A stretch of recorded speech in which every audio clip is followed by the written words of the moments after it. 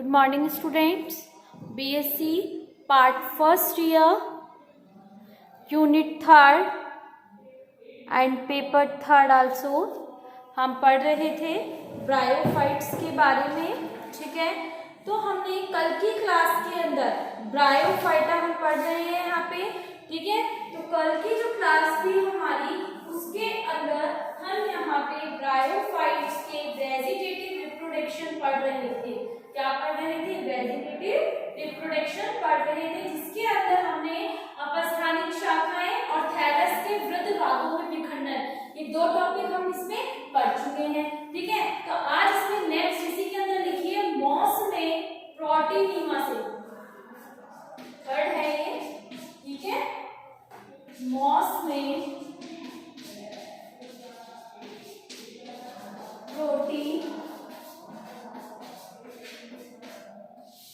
नीमा से कायिक संवर्धन, ये टॉपिक डाल दीजिए। प्रोटीनीमा से कायिक संवर्धन लिखिए। इसमें ब्रायोफाइटा के मॉस में, ब्रायोफाइटा के मॉस में प्रोटीनीमा पाया जाता है, प्रोटीनीमा पाया जाता है, जो अगुणित बीजाणु से प्राप्त होता है, जो अगुणित बीजाणु से प्राप्त होता है। यह बीजाणु से उत्पन्न, यह बीजाणु से उत्पन्न तंतुर्भाग होता है, तंतुर्भाग होता है। यह बहुकोशिकीय और बहुशाखित, यह बहुकोशिकीय और बहुशाखित प्रोटोनीमल तंतु होते हैं, प्रोटोनीमल तंतु होते हैं, जो अनेक युग्मक धर से निर्मित होते हैं, जो अनेक युग्मक धर से निर्मित होते हैं।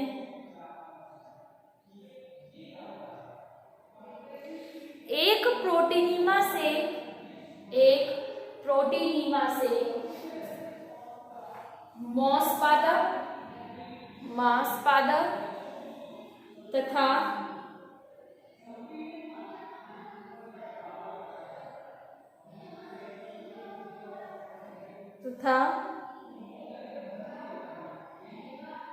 यह अनेक युग्मोद्भिद पादप बनाते हैं, यह अनेक युग्मोद्भिद पादप बनाते हैं।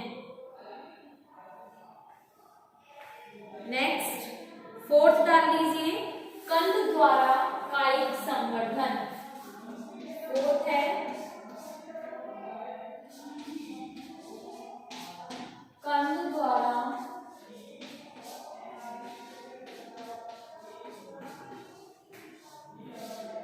कायिक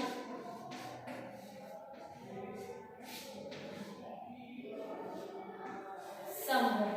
ठीक है, ये डाल दीजिए नेक्स्ट टॉपिक।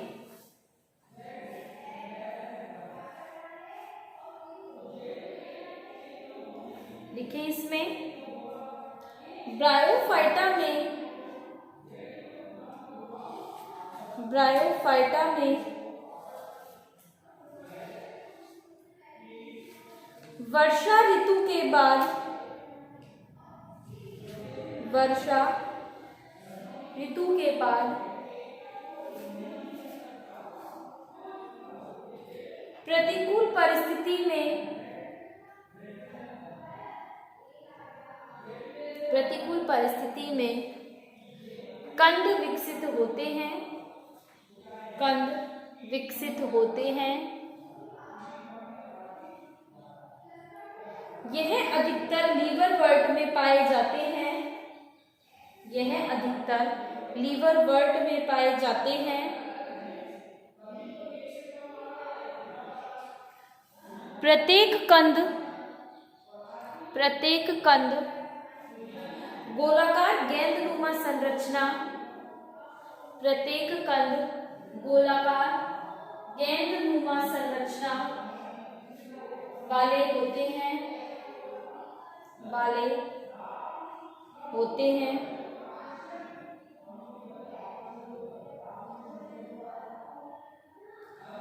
कंद आवरण द्वारा आवृत तथा अनेक मूलाभासों से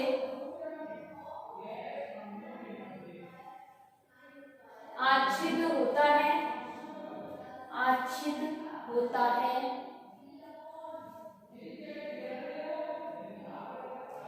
यह विपरीत परिस्थितियों में सुरक्षा प्रदान करते हैं।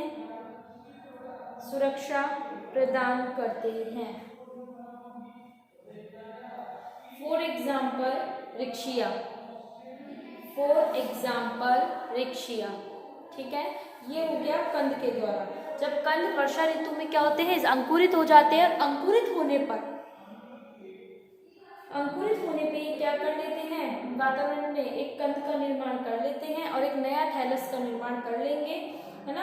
ये किस में पाया जाएगा, अधिकतर जो लीवर वर्ड का मतलब होता है कि जो सतह से चिपके हुए रहते हैं, धरातल से चिपके हुए रहते हैं, जैसे पत्ती की तरह संरचना होती है, जैसे रिक्शिया की होती है।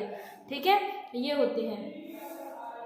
नेक्स्ट डाल लीजिए 5th, चिरलग्न वृद्धि शीर्ष द्वारा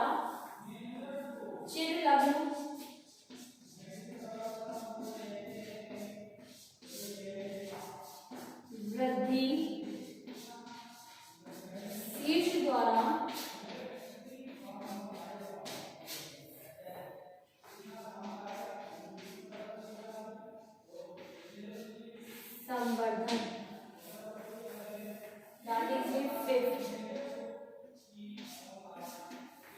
चिरलग्न वृद्धि शीर्ष द्वारा संवर्धन लिखें इसमें।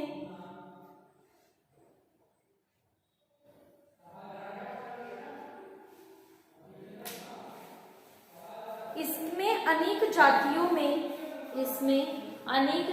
में विपरीत परिस्थितियों में थैलस के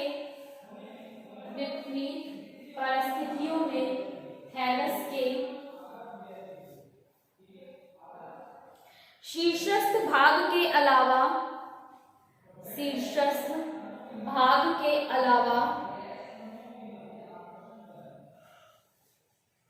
अन्य भाग मृत प्राय हो जाते हैं और शीर्षस्थ भाग फूलकर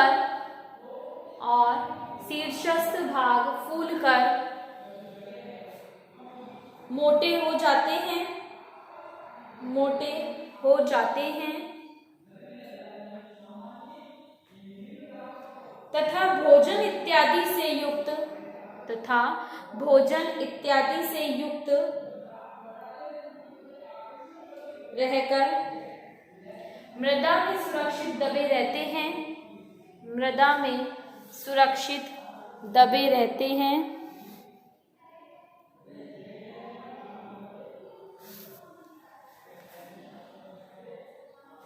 परिस्थितियां अनुकूल होने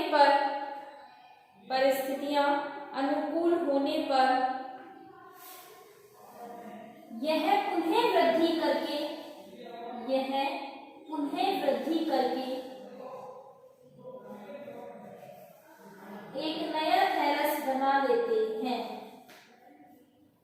एक नया थैलस बना लेते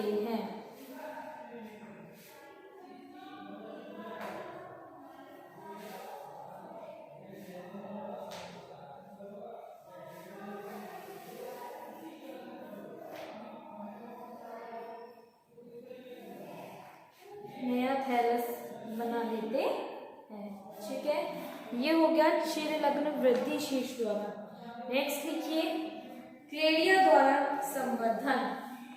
6th पॉइंट,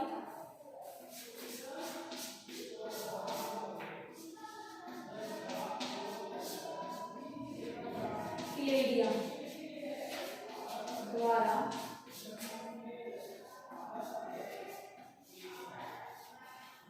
संवर्धन।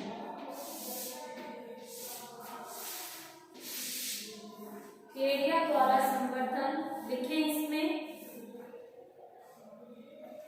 यह संवर्धन मुख्यतः पर्णिल सदस्यों में पाया जाता है।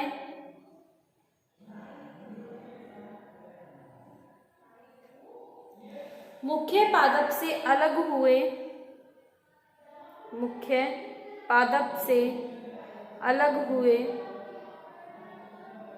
शाखित भाग को क्लेडिया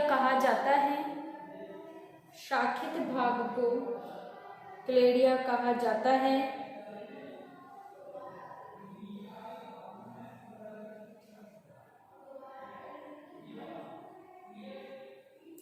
यह छोटी अलग हुई बुड शाखा है।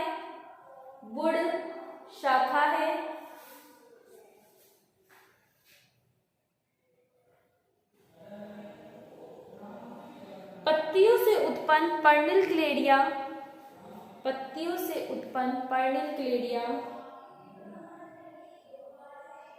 तथा स्तंभ से उत्पन्न स्तंभ क्लेडिया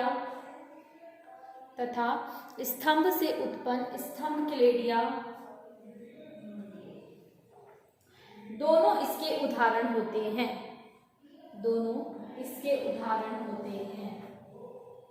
नेक्स्ट 7वां पॉइंट है स्फगनम में नव शाखाओं द्वारा संवर्धन। स्फगनम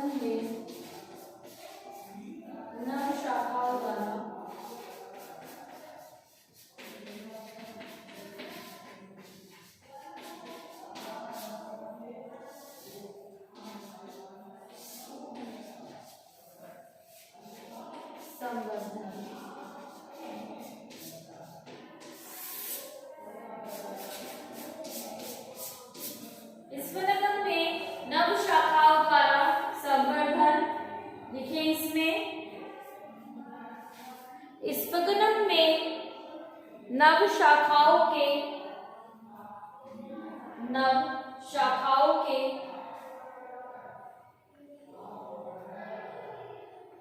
उत्पन्न होने से कायिक संवर्धन होता है। कभी-कभी कोई शाखा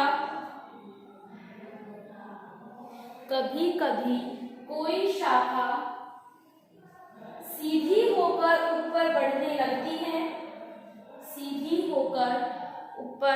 लगती है जो मुख्य शाखा के समान हो जाती है। इसे नव शाखा कहते हैं।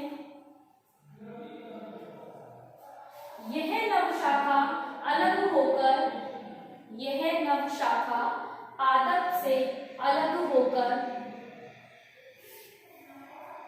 एक नया थैलस बनाती है। ठीक है, अब लास्ट एंड फाइनल है कायिक जनन का पॉइंट है आपका ये। ठीक है, कौन सा है? गैमी द्वारा संवर्धन। जो हम गैमा के द्वारा पढ़ेंगे वो हम मार्किंशिया का पढ़ेंगे इसके अंदर। ठीक है, तो मार्किंशिया का पढ़ाऊंगी मैं इसमें आपको गैमी द्वारा संवर्धन। तो लिख लीजिए ये 8वां पॉइंट, गैमी द्वारा संवर्धन।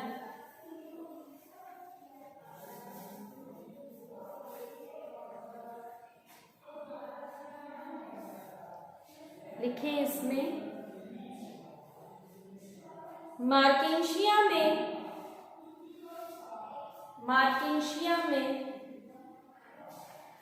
गैमा कब उपस्थित रहते हैं? मार्किंशिया में गैमा कप उपस्थित रहते हैं। प्रत्येक कप में 13 से 16 सेंटीमीटर, प्रत्येक कप में 13 से 16 सेंटीमीटर गैमी पाई जाती है। गैमी पाई जाती है। कप की ऊपरी सतह लहरदार रहती है। कप की ऊपरी सतह लहरदार रहती है।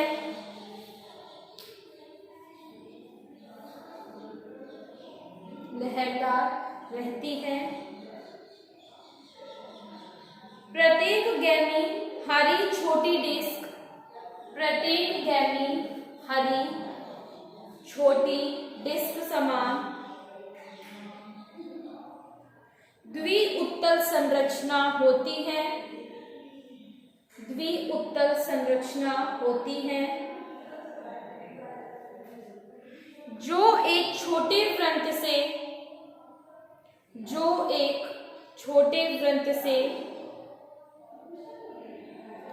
कप की आंतरिक सतह से जुड़ी रहती है।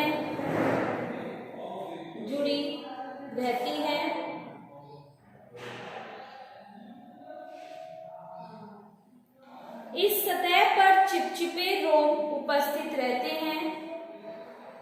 इस सतह पर चिपचिपे रोम उपस्थित रहते हैं जो आर्द्रताग्राही होते हैं।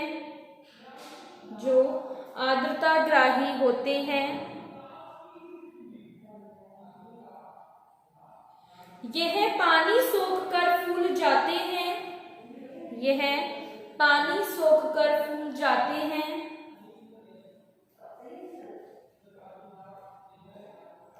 तथा गैमी को कप से अलग करने में महत्वपूर्ण भूमिका निभाते हैं। गैमी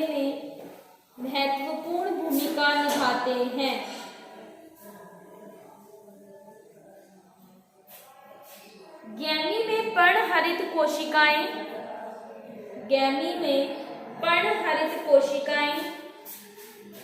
तेल कोशिकाएं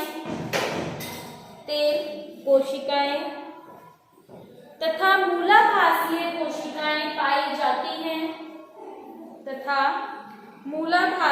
कोशिकाएं पाई जाती हैं। मार्केशिया के गैमी में दो पार्श्वीय खांच उपस्थित रहती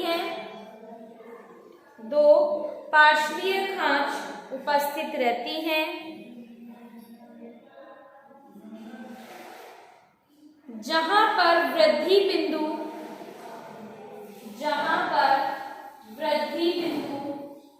उपस्थित रहता है। वहीं से यह अंकुरित होकर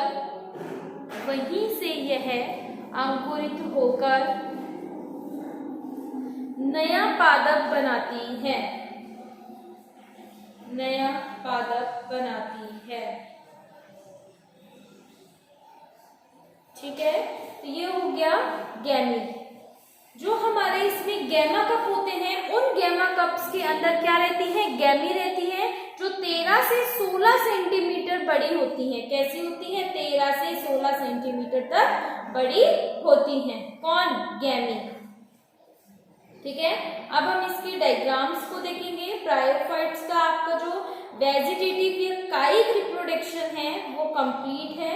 ठीक है, यहीं पे नेक्स्ट अब हम पढ़ेंगे इसमें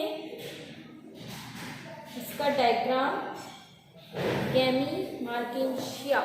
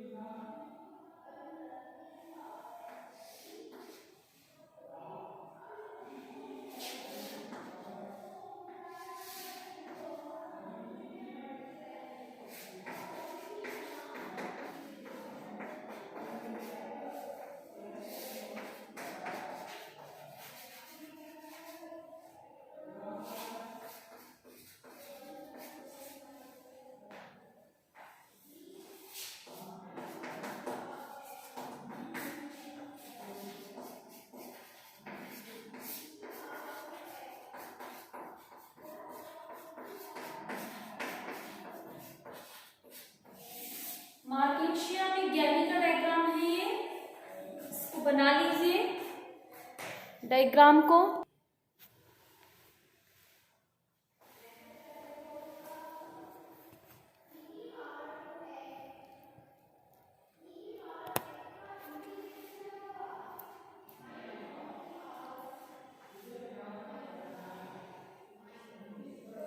इसका सेकंड डायग्राम है वो मैं यहाँ बना रही हूँ, ठीक है, आप इसको बनाइए।